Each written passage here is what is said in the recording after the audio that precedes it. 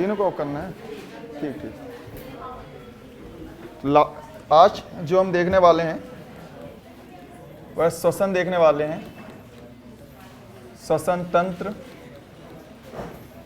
Respiratory system,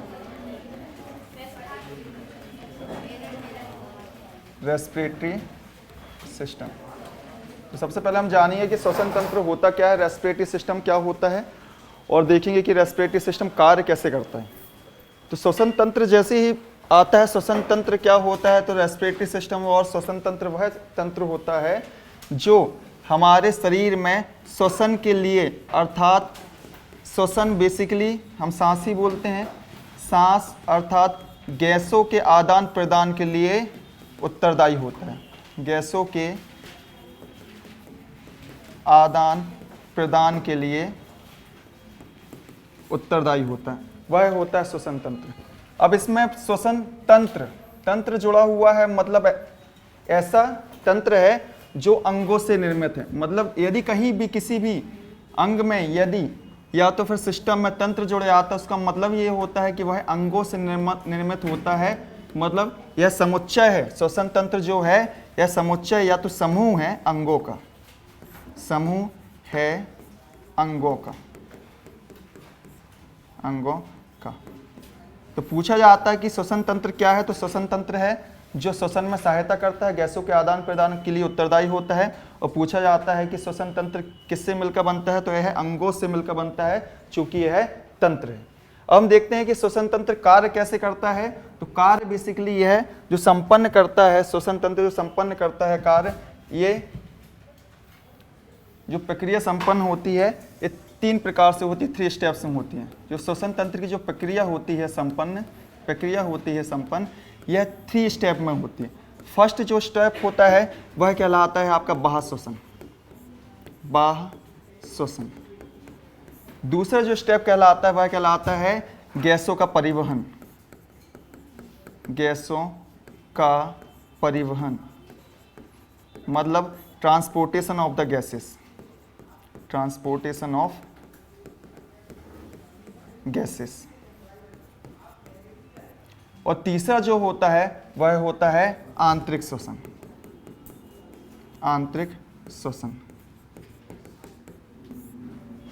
बाह्य श्वसन क्या, बाह्य श्वसन को अगेन डिवाइड किया जाता है, अगेन डिवाइड किया जाता है। पहला जो भाग होता है वह होता है स्वसूक्ष्मवास, स्वसूक्ष्मवास, इसे ब्रीदिंग कहा जाता है, ब्रीदिंग कहा जाता है। और दूसरा होता है वह गैसों का विनिमय होता है, दूसरा जो भाग होता है गैसों का विनिमय होता है, गैसों का विनिमय होता है। स्वसूक्ष्मवास को अगेन 2 भाग में डिवाइड किया जाता है, अगेन 2 भाग में डिवाइड किया जाता है। पहला होता है आपका उच्छ्वास, पहला होता है आपका निःश्वसन, पहला होता है निःश्वसन, दूसरा होता है उच्छ्वास, उच्छ्वास। इंग्लिश में बोलते हैं इसे इंस्पायरेशन, इंस्पायरेशन, और इसको इंग्लिश में बोलते हैं एक्सपायरेशन, इसको इंग्लिश में बोलते हैं एक्सपायरेशन। अब हम समझते हैं कि ये जो क्रिया होती है बेसिकली, चाहे बाह्य श्वसन की हो, चाहे गैसों का परिवहन हो, या तो फिर आंतरिक श्वसन हो, ये होता किस प्रकार से है और कहाँ पर संपन्न होता है। तो इसको जानने के पहले हमको जानना होगा कि कहाँ से प्रारंभ होता है।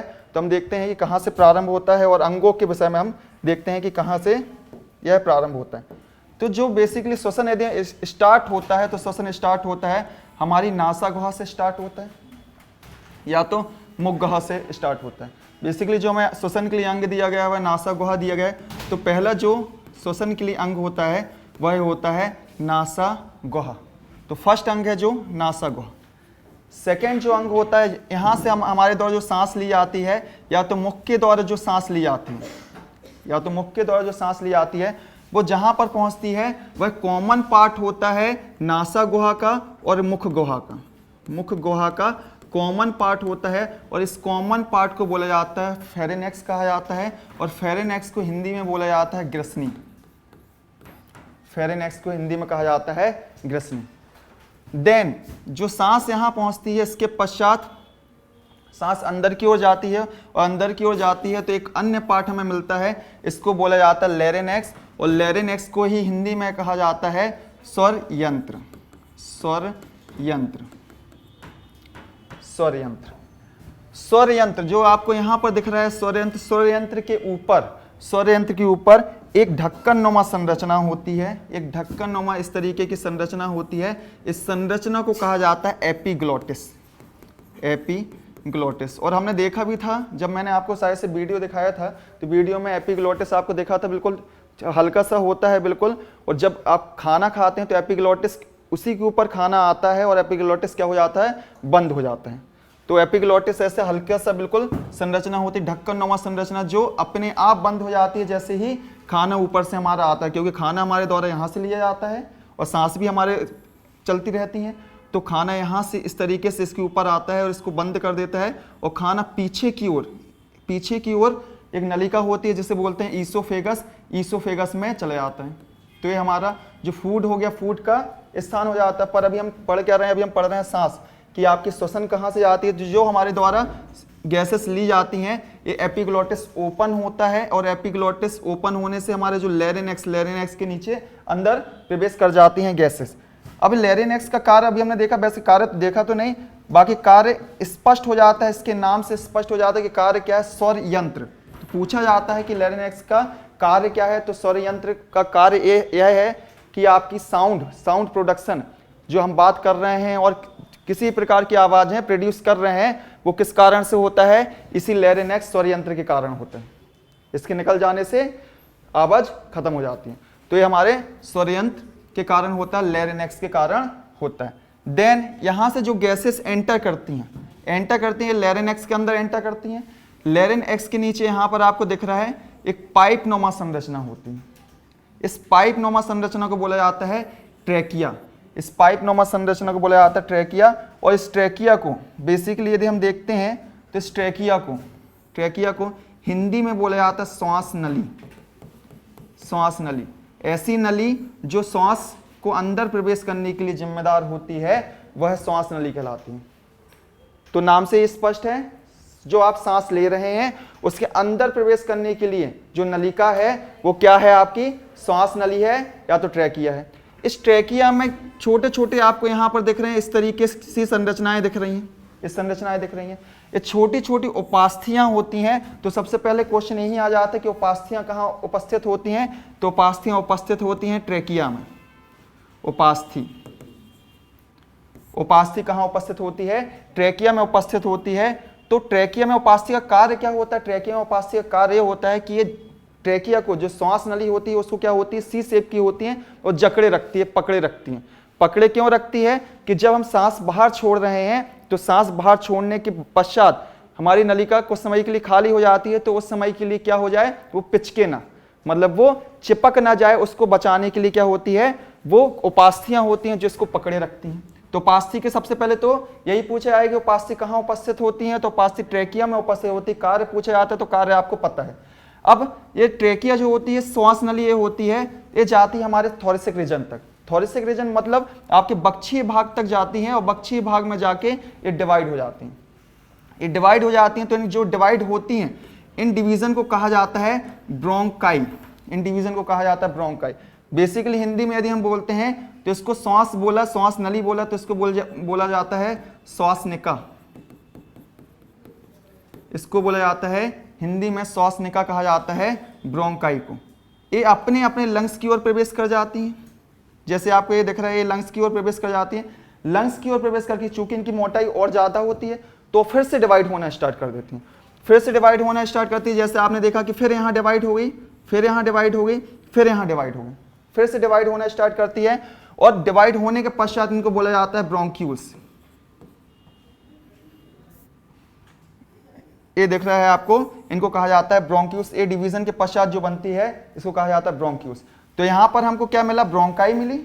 ब्रोंकाई के बाद अंदर प्रवेश की, ब्रोंकाई अंदर एंटर की और एंटर करने के बाद फिर से डिवाइड हुई, तो उसको क्या बोल दिया हमने, ब्रोंक्यूल्स किया। और ब्रोंक्यूल्स के पश्चात फिर से डिवाइड होती है और आप यहां देख रहे हैं फिर से डिवाइड हुई, यहां से फिर से डिवाइड हुई और छोटे छोटे छिद्रों में ओपन होती है। इसको बोला जाता है आल्वियोलर, व्यूलर कहा जाता है। और फिर यहाँ पर छोटे छोटे छिद्र होते हैं। छिद्र किसमें होते हैं? ये छिद्र होते हैं आपके ये लंग्स में, ये फुफ्फुस में छिद्र होते हैं। इन छिद्र में ओपन होती हैं जिसे बोला जाता है alveolar डक्ट बोला जाता है, या तो फिर बोला जाता है ईयर सैक कहा जाता है, मतलब वायु कोश। ईयर सैक कहा जाता है, वायु कोश कहा जाता है। अब ये वायु कोश का कार्य क्या होता है हम देखते हैं, आगे देखते हैं। तो वायु कोश कहाँ पर उपस्थित होते हैं? लंग्स में उपस्थित होते हैं। तो सबसे पहले हम समझते हैं कि लंग्स कैसे होते हैं। लंग्स की आके संरचना देखते हैं, क्योंकि कार्य वहीं से हमको समझ में आता है कि कार्य क्या है।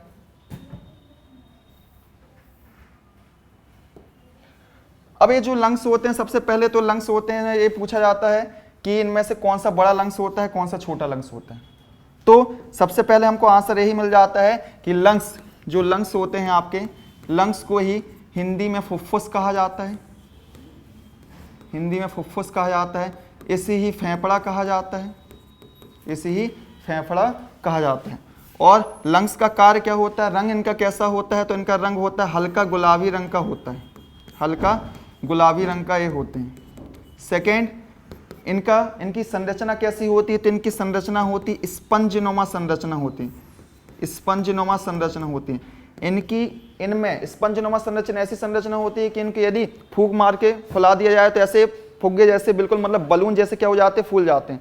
और इसी कारण से जब हमारे द्वारा गैस भरी जाती है अंदर तो ये फूल जाते हैं, हमारा सीना क्या ऊपर की ओर उड़ जाता है। जैसी गैस छोड़ी जाती है तो सीना अपनी जगह पर व्यवस्थित हो जाता है, कारण यही होता है। नेक्स्ट, इनमें छिद्र होते हैं, जैसे हमने क्या बोला था, वायु कोश कहा था।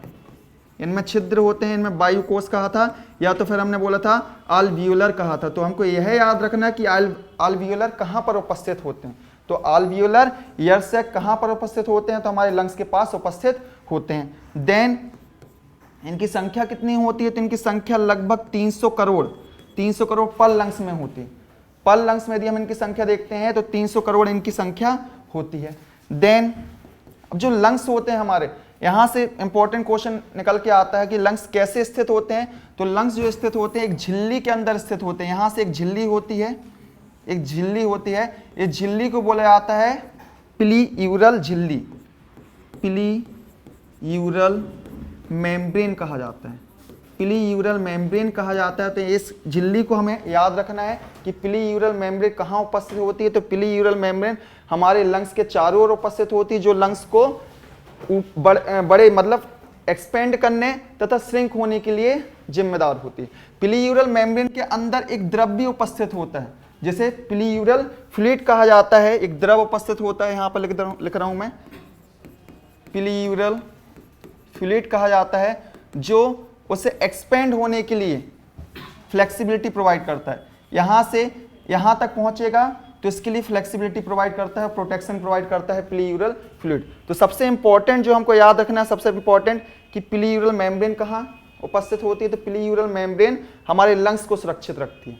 सेकेंड, alveolar किससे संबंधित हैं? तो लंग्स से संबंधित है। alveolar किससे संबंधित है? तो लंग्स से संबंधित है। थर्ड, स्पंजनुमा संरचना में कौन उपस्थित होता है? तो स्पंजनुमा संरचना में हमारे लंग्स उपस्थित होते हैं। देन इनमें से बड़ा लंग कौन सा होता है? तो राइट लंग जो होता है, जो राइट लंग होता है वो बड़ा होता है, जबकि लेफ्ट लंग छोटा होता है। क्यों राइट लंग बड़ा होता है? क्योंकि इसमें 3 पार्ट होते हैं, 3 पार्ट होते हैं, फर्स्ट, सेकेंड एंड थर्ड, और इसमें 2 पार्ट होते हैं, इसमें 2 पार्ट होते हैं। तो ये हमारे जो लंग्स होता है, लंग्स की उपस्थिति होती है। और लंग्स का कार्य क्या होता है? तो लंग्स का कार्य होता है बाह्य श्वसन को, बाह्य, यहां से इंपॉर्टेंट है, बाह्य श्वसन को संपन्न करना। तो यहीं से क्वेश्चन आता है कि बाह्य श्वसन कहाँ संपन्न होता है।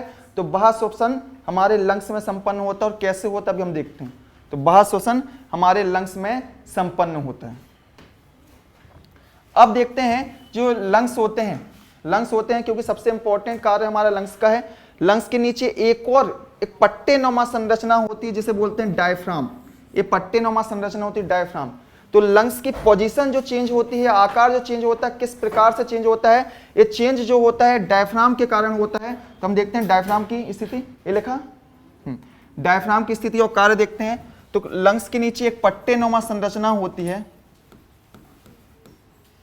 एक पट्टेनुमा संरचना होती है जिसे बोलते हैं डायफ्राम।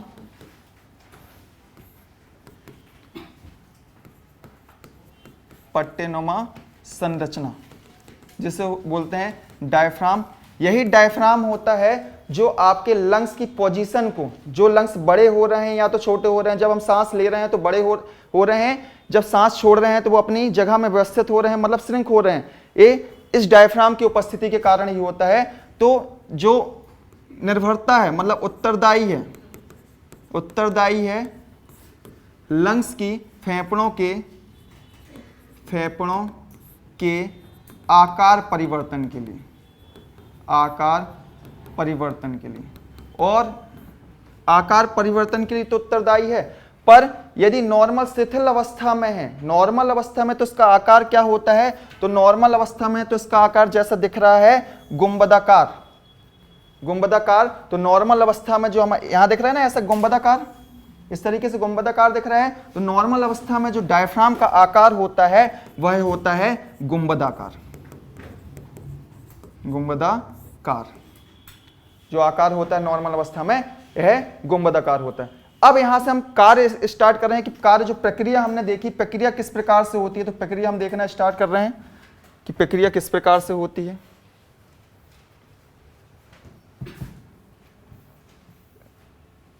तो फर्स्ट प्रक्रिया हमने जब देखी थी, हमने प्रक्रिया का डिवीजन किया था। तो प्रक्रिया का डिवीजन में हमने फर्स्ट प्रक्रिया क्या देखी थी, बाह्य श्वसन। और बाह्य श्वसन में हमने देखा था, बाह्य श्वसन को अगेन डिवाइड करके हमने डिवाइड कर दिया था कि बाह्य श्वसन में ब्रीदिंग थी, और ब्रीदिंग को हमने क्या बोला था, ब्रीदिंग को बोला था हमने श्वासोच्छ्वास, और श्वासोच्छ्वास को फिर अगेन हमने ब्रीदिंग को दो भाग में डिवाइड कर दिया था। पहला भाग था इंस्पायरेशन, दूसरा भाग था एक्सपायरेशन। अब इंस्पायरेशन और एक्सपायरेशन के बीच में बेसिकली, इंस्पायरेशन यहां पर हमने लिखा था परिवहन ऑफ द गैस, गैसों का विनिमय लिखा था हमने, गैसों का विनिमय। बेसिकली जो गैसों का विनिमय होता है वो यहां पर बीच में होता है। गैसों का जो विनिमय होता है यहां पर होता है गैसों का विनिमय। अब इसको हम समझते हैं कि गैसों का विनिमय किस प्रकार से हो रहा है और किस प्रकार से प्रक्रिया संपन्न होती है। तो सबसे पहले जो ब्रीदिंग की प्रोसेस होती है, जैसे हम श्वासोच्छ्वास बोलते हैं, ब्रीदिंग नॉर्मली हम जो ब्रीदिंग कर रहे हैं, मतलब सांस ले रहे हैं और सांस छोड़ रहे हैं, वही यहाँ पर सामने लिखा हुआ है। मतलब यहाँ पर जो ब्रीदिंग को हमने दो भाग में डिवाइड कर दिया है। पहला इंस्पायरेशन, निश्वसन, मतलब सांस लेना, सीधे सीधे हम जानते हैं सांस लेना, इसको बोलते हैं इंस्पायरेशन।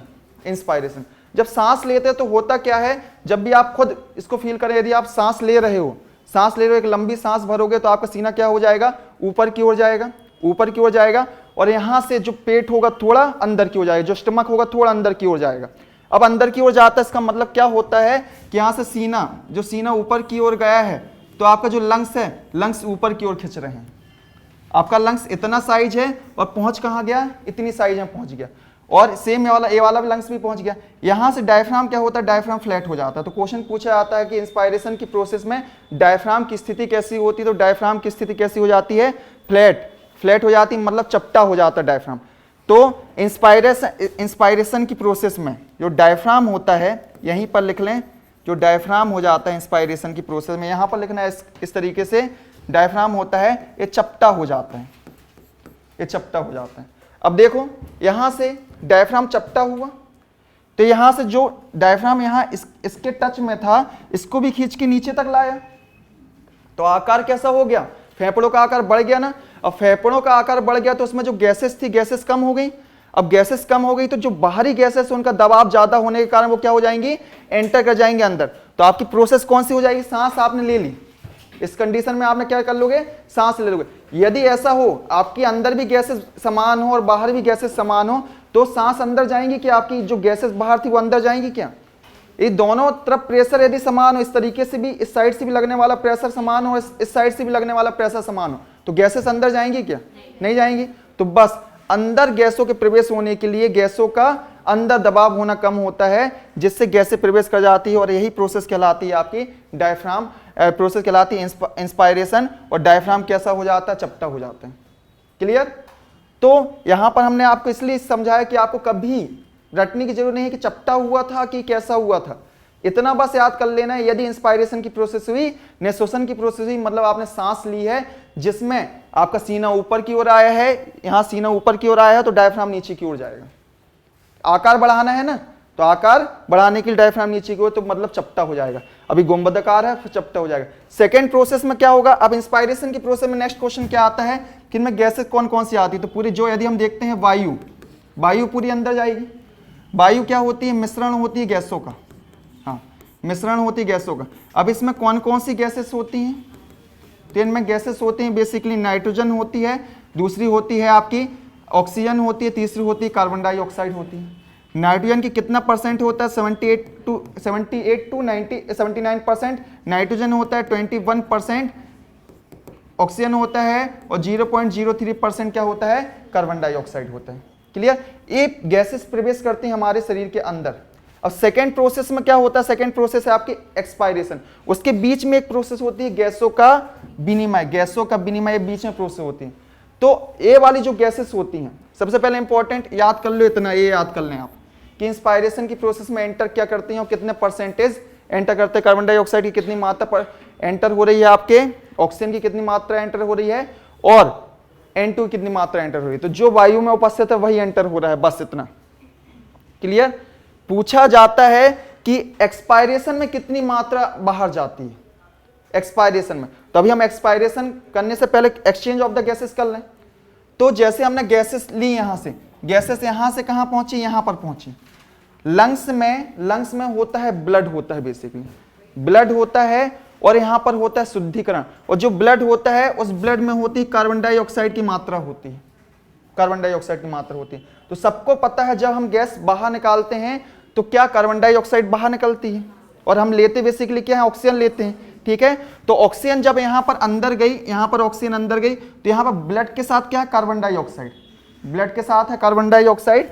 तो इस कार्बन डाइऑक्साइड का क्या है, ब्लड में होता है आरबीसी, आरबीसी में होता है हीमोग्लोबिन Hb, सीधे यदि हम लिख देते हैं Hb होता है। तो जैसे ही O2 देखती है किसको, आरबीसी को देखती है, तो आरबीसी O2 का हमने बताया है कि आरबीसी का आकार कैसा होता है, इस तरीके का होता है, वलयाकार होता है, द्विवलयाकार होता है। तो O2 सीधे इसमें आके बैठ जाती है और यहां से छूटती है कार्बन डाइऑक्साइड। तो तीसरी प्रोसेस एक्सपायरेशन में एक जो कार्बन डाइऑक्साइड है वैसे ही डक्ट में जाएगी, डक्ट से किस में जाएगी, ब्रोंक्यूल्स में जाएगी, ब्रोंक्यूल से ब्रोंकाई में जाएगी, ट्रैकिया में जाएगी, लैरिंक्स से होती हुई यहां से या तो फिर मुख गुहा से बाहर निकल जाएगी।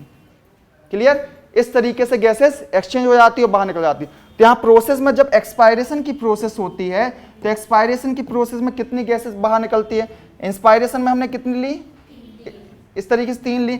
अब इसका लगभग 70-80% बाहर निकल जाता है, इसका 17% बाहर निकल जाता है और इसका 4% बाहर निकल जाता है, जो हमको याद रखना है। इसका 4% बाहर निकल जाता है एक्सपायरेशन में। अभी जब हम क्वेश्चन आपको यहाँ पर करवाएंगे तो आपको समझ में आएगा कि क्वेश्चन यहाँ से कैसे बनते हैं।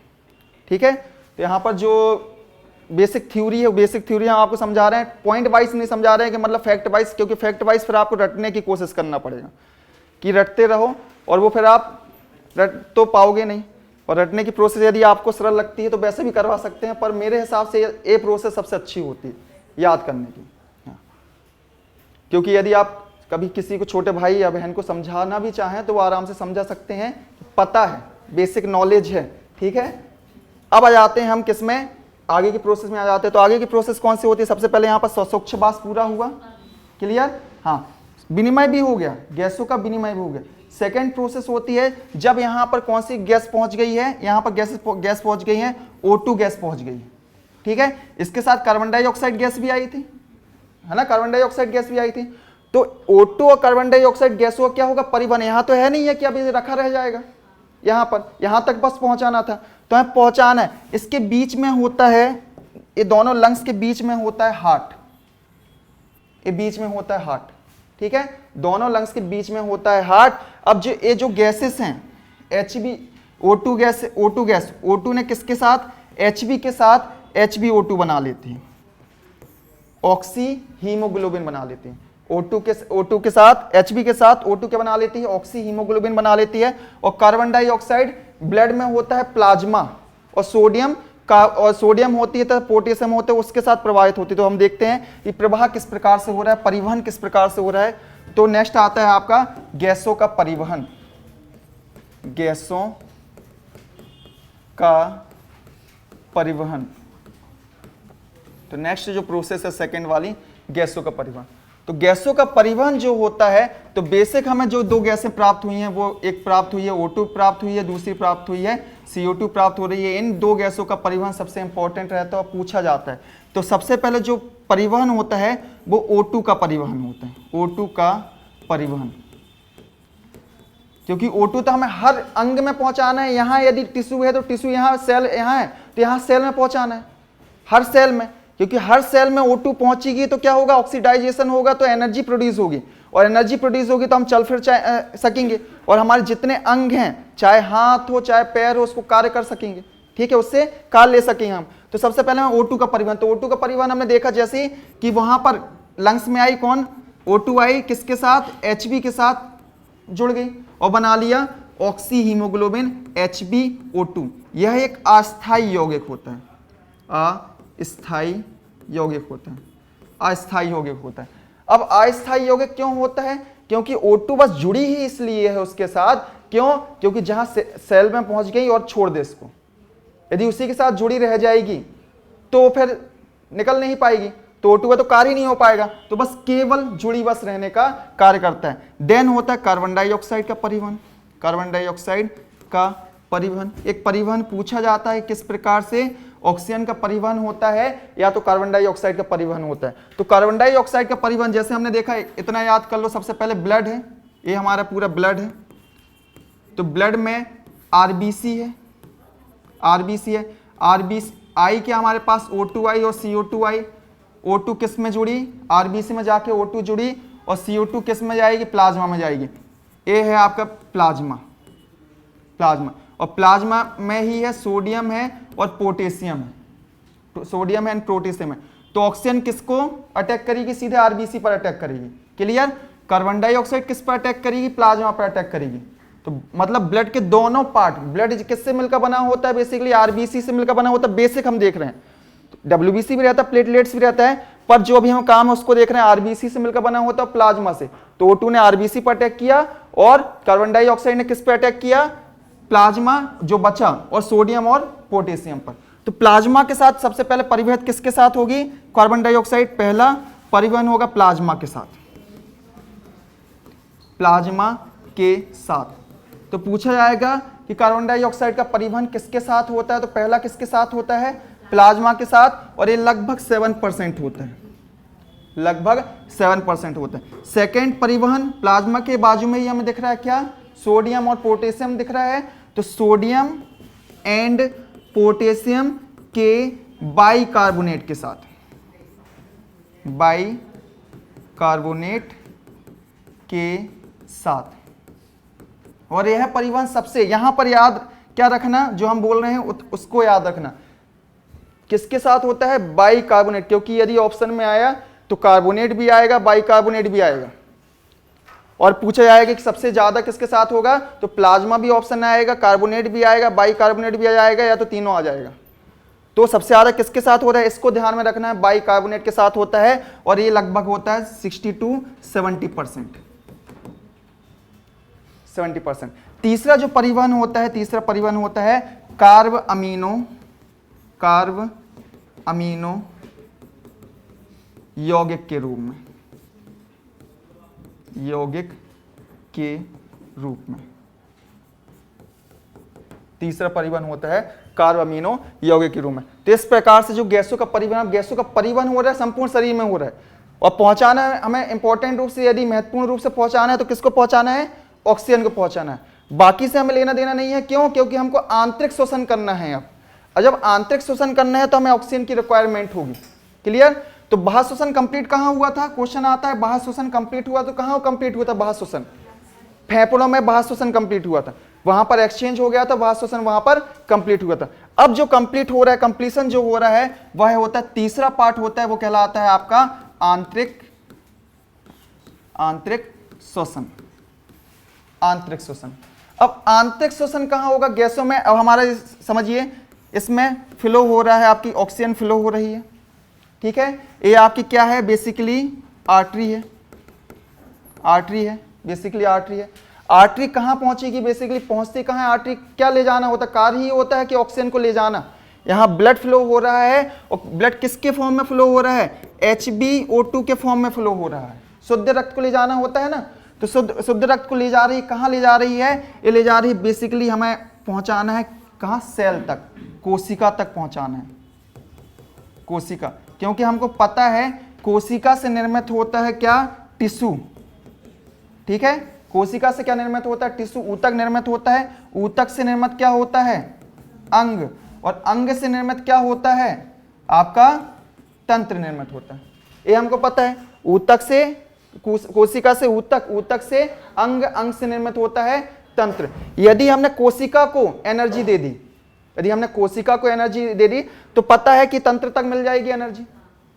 सबसे स्मॉलेस्ट यूनिट पे यदि हमने ऊर्जा दे दी तो सब में मिल जाएगी, क्योंकि पता है कि यहाँ निर्मित तंत्र किससे निर्मित हुआ है? कोशिका से ही निर्मित हुआ है। क्लियर? तो हमें कोशिका, कोशिका में क्या होता है? कोशिका में एक बीच में होता है, एक सबसे इंपॉर्टेंट ऑर्गन होता है जिसका नाम होता है माइटोकॉन्ड्रिया, जिसका नाम होता है माइटोकॉन्ड्रिया, इसका नाम होता है माइटोकॉन्ड्रिया। देन यहां पर जो ऑक्सीजन आती है सबसे पहले यहां पर पहुंच जाती है, HbO2 यहां पहुंचेगी, यहां पर HbO2 पहुंचेगी, HbO2 यहां पहुंचेगी, और यहां पर इसको बोला जाता है, ये जो द्रव भरा होता है माइटोकॉन्ड्रिया के चारों ओर एक द्रव भरा होता है, इसको बोला जाता है कोशिका द्रव, कोशिका द्रव कहा जाता है। बेसिकली हिंदी में, इंग्लिश में इसको बोला जाता है साइटोप्लाज्म, साइटोप्लाज्म कहा जाता है। तो सबसे पहले जो यहाँ HbO2 पहुंची कहां पर? यहां पहुंचती है, सबसे पहले यहां होती है, ठीक है। अब इसी के साथ हमारा पहुंचता है सबसे इंपॉर्टेंट, ऊर्जा देने का कार्य किसका होता है हमारे शरीर में? कार्बोहाइड्रेट का कार्य होता है। और बेसिकली किसका कार्य होता है? तो ग्लूकोज का कार्य होता है। तो यहां पर साथ में क्या भी पहुंचेगा? साथ में पहुंचेगा ग्लूकोज, G फॉर ग्लूकोज ही पहुंचेगा। तो आंतरिक श्वसन समझ रहे हैं? आंतरिक श्वसन कहां पर संपन्न हो रहा है? सबसे पहला क्वेश्चन, तो आंतरिक श्वसन संपन्न कहां हो रहा है? कोशिका में संपन्न हो रहा है आंतरिक श्वसन, या इसलिए कोशिका में संपन्न होता है। आंतरिक श्वसन कोशिका में संपन्न होता है, इसलिए इसे कोशिकीय श्वसन भी कहा जाता है, कोशिकीय श्वसन भी कहा जाता है, ठीक है। अब जो आंतरिक श्वसन होता है, कोशिकीय श्वसन होते हैं, दो चरणों में पूर्ण होता है। पहला श्वसन होता है अनॉक्सी श्वसन,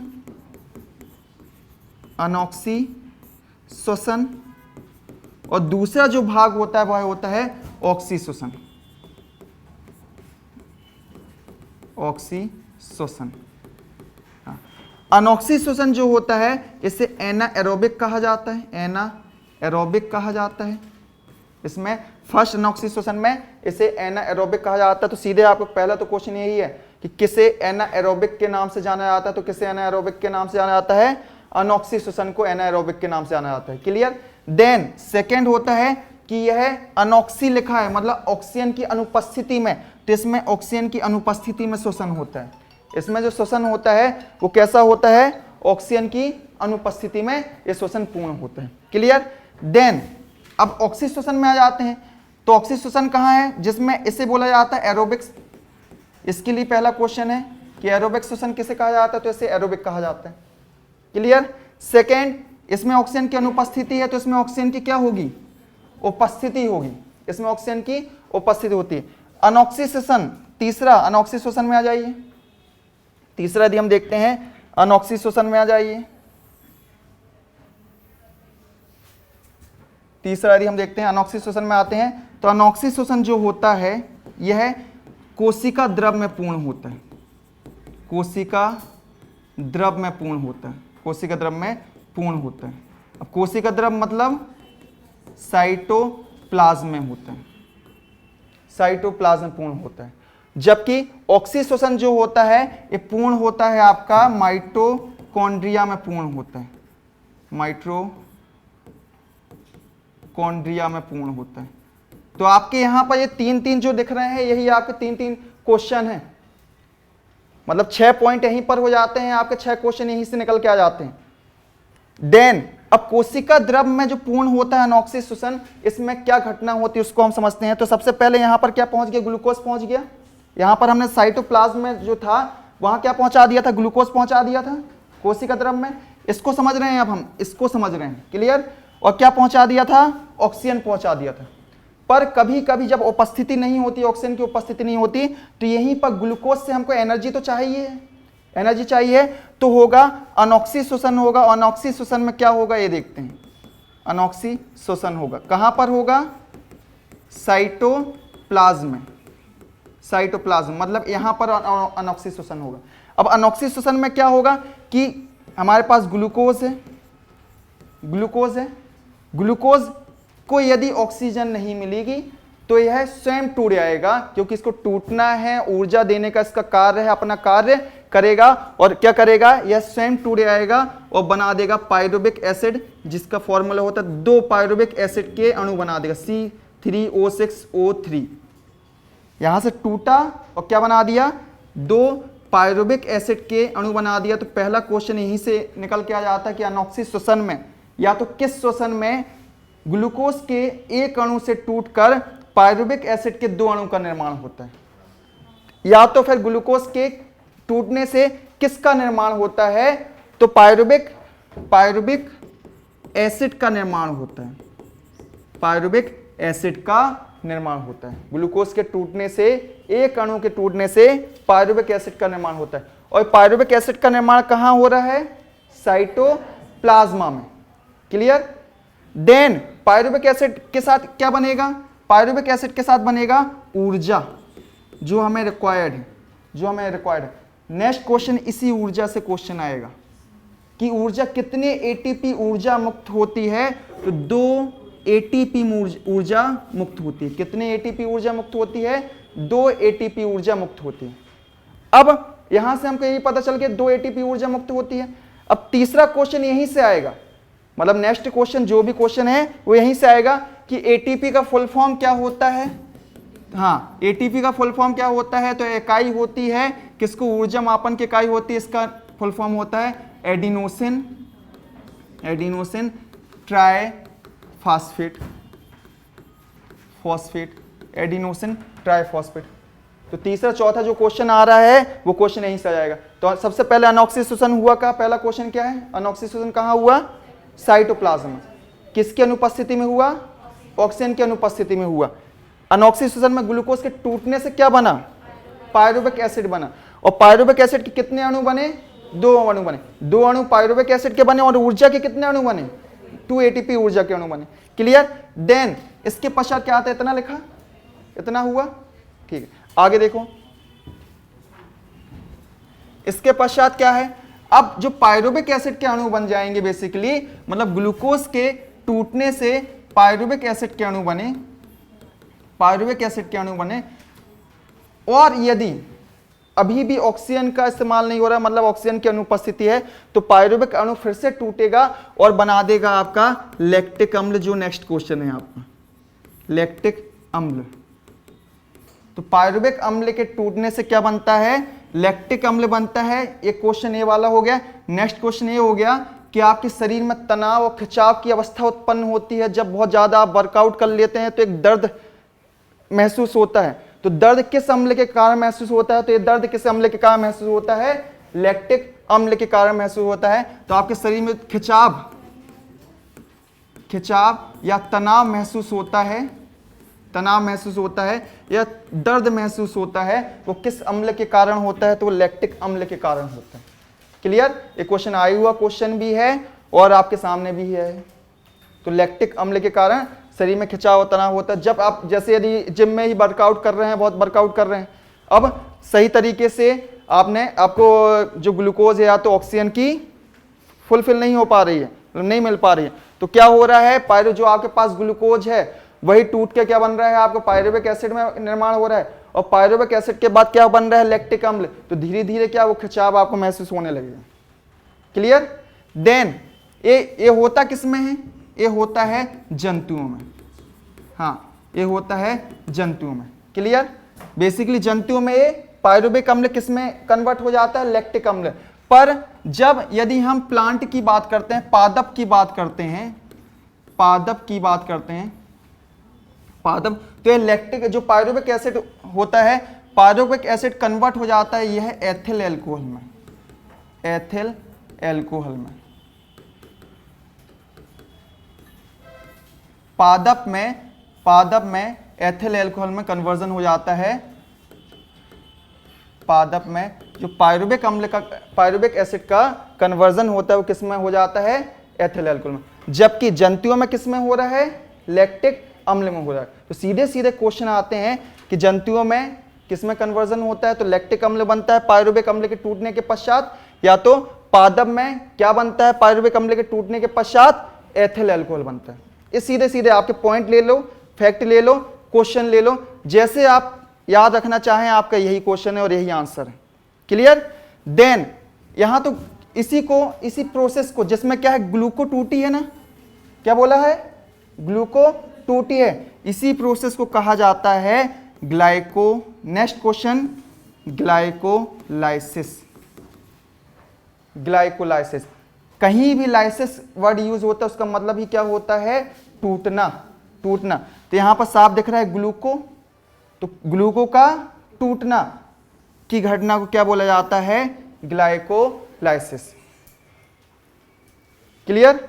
तो ये हमारा क्या है, यहां पर अनॉक्सी श्वसन की घटना संपूर्ण होती है। अनॉक्सी श्वसन की घटना में हमें 2 एटीपी की ऊर्जा का प्राप्त हुई, 2 एटीपी ऊर्जा हमें प्राप्त हुई, और कहां पर हुई, साइटोप्लाज्म हुई। इसके पश्चात अब जो ग्लूकोज बचेगी, जो ग्लूकोज बचेगी या तो फिर जो पायरुवेक एसिड बचेगा वो कहां पहुंचता है, वह पहुंचेगा सेकंड जो ऑर्गन हमने देखा था, सेकंड ऑर्गन क्या देखा था हमने, इंपॉर्टेंट 2 चीजें बस देखी थी यहां पर, कोशिका में 2 चीजें बस देखी, सबसे पहले साइटोप्लाज्म में देखी थी, तो सबसे पहले तो वहीं पहुंचेगा, तो वहीं पर घटना हुई। सेकंड क्या देखी थी हमने, सेकंड माइटोकॉन्ड्रिया, तो वो भी अगर उपस्थित है तो कुछ ना कुछ तो कार्य होगा, तो माइटोकॉन्ड्रिया में अब जो दूसरी घटना होगी वो कौन सी घटना होगी, ऑक्सीश्वसन की घटना होगी। तो ऑक्सीश्वसन की घटना में देखते हैं कि ऑक्सीश्वसन की घटना में किस प्रकार से कार्य होता है। तो जो ऑक्सीश्वसन की घटना होती है, ऑक्सीश्वसन की घटना, यह जो ऑक्सीश्वसन की घटना होती है सबसे पहले होगी कहां पर, यह होगी माइटोकॉन्ड्रिया में।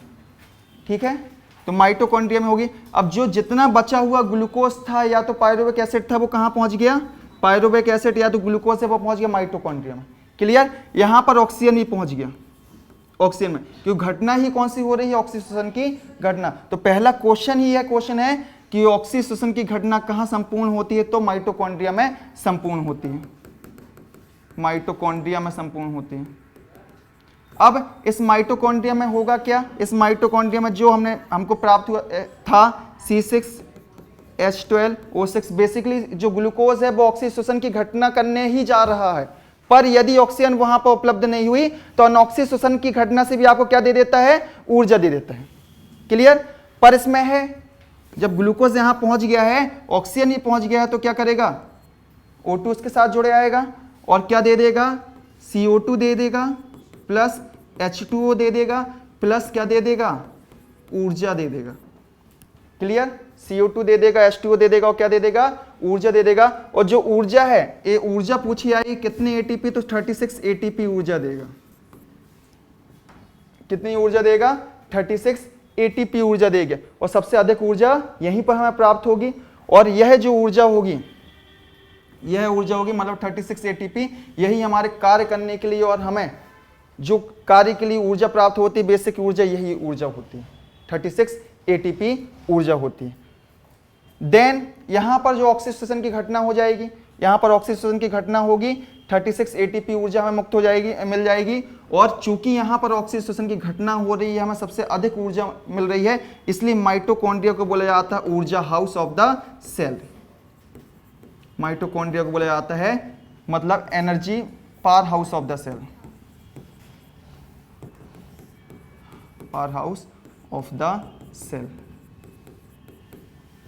और जो कार्बन डाइऑक्साइड, जल हमारे लिए उपयुक्त हो जाएगा, जो कार्बन डाइऑक्साइड है, कार्बन डाइऑक्साइड यही कार्बन डाइऑक्साइड है जो पुनः रिटर्न होगी, कहां पर रिटर्न होगी, हमारे हार्ट तक जाएगी, हार्ट से कहां जाएगी, लंग्स में जाएगी। और जो हम गैस छोड़ते हैं, मतलब यहां से जो एक्सपायरेशन की घटना में हम कार्बन डाइऑक्साइड ला रहे हैं, तो वो यही कार्बन डाइऑक्साइड होगी। क्लियर।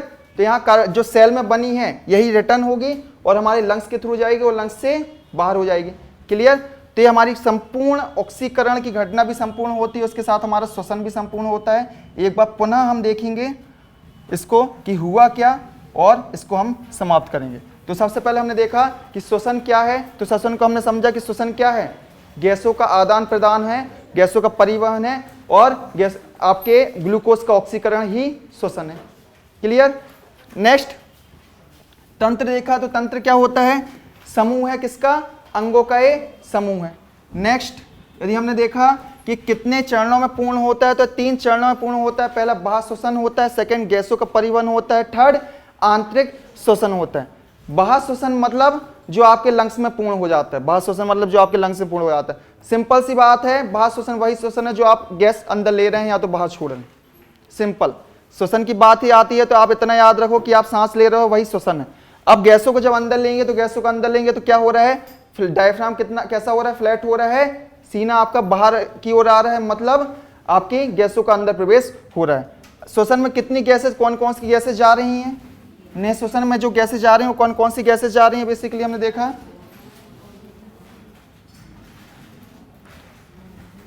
N2 जा रही है, O2 जा रही है, कार्बन डाइऑक्साइड जा रही है। क्लियर? N2 78% है, O2 21% है, कार्बन डाइऑक्साइड 0.03% है। क्लियर? देन एक्सपायरेशन, जैसे ही आपने गैस बाहर निकाली, एक्सेल किया तो 78%, 17% और 4% जाएंगी। क्लियर?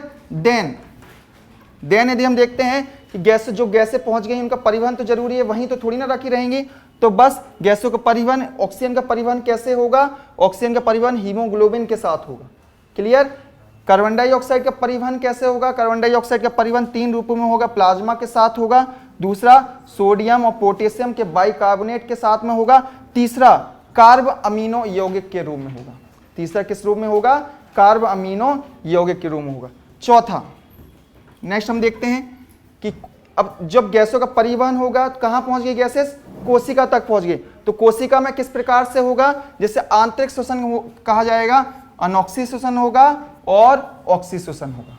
क्लियर? अनॉक्सी श्वसन को क्या बोला जाएगा, एनारोबिक, और ऑक्सीजन की अनुपस्थिति होगी, कोशिका द्रव में पूर्ण होगा। अब कोशिका द्रव में जो अनॉक्सी श्वसन पूर्ण होगा अनॉक्सी श्वसन, इसको एक नाम और दिया जाता है, इसको एक नाम और दिया जाता है, इसे बोला जाता है AMP। इसे AMP प्रक्रिया भी कही जाती है, जिसका नाम है एम्बेडन। M फॉर मेयरहॉफ और P फॉर पार्सन। तो क्वेश्चन पूछा जाता है कि अनॉक्सी श्वसन, जिसे हमने क्या बोला, ग्लाइकोलाइसिस भी कहा, मतलब ग्लूकोज का टूटना भी कहा, उसका अन्य नाम क्या है, तो उसका नाम क्या है, AMP नाम है। क्लियर? उसका क्या नाम है, AMP नाम है। ये संपूर्ण हुआ, साइटोप्लाज्म में संपूर्ण हुआ, 2 ATP ऊर्जा मुक्त हो गई, हमको 2 ATP मिल गई, जो बच्ची कहां पहुंची, कोशिका के माइटोकॉन्ड्रिया में पहुंची। माइटोकॉन्ड्रिया में सेकंड श्वसन पूर्ण हुआ, सेकंड श्वसन पूर्ण, जिसे हमने ऑक्सी श्वसन कहा। ऑक्सी श्वसन में 36 ATP ऊर्जा हमें मिली। क्लियर? तो इस प्रकार से हमने संपूर्ण श्वसन को देखा और आपने समझा कि किस प्रकार से संरचना होती है और इसकी प्रक्रिया होती है। तो अब क्लास यहीं समाप्त करते हैं। जय हिंद, जय भारत। एक मिनट,